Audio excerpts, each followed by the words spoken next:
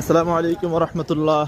জুমার পর চাঁদপুরের শহর অনেকটাই ফাঁকা। তো আমি প্রতি শুক্রবারে বাড়িতে থাকি, কিন্তু আমার ওয়াইফ বাচ্চারা অসুস্থ হয়ে যাওয়ার কারণে চাঁদপুরে এবার থাকা হলো। এই যে প্রিমিয়ার টাওয়ার একেবারে ফাঁকা বললেই চলে। চাঁদপুরে জুমার পর বিশেষ করে শুক্রবার দিনটা শহরটা অনেকটাই ফাঁকা থাকে। এই যে আমার আক্তার ভাইয়ের দোকান, এই মিডল্যান্ড হসপিটাল। তো আমি একটা জায়গায় খাবার খাই, ওইখানে যাচ্ছি খাবার খাওয়ার জন্য। এই হলো আদালত পাড়া মসজিদ। তো চারদিকেই গরম থেকে শীত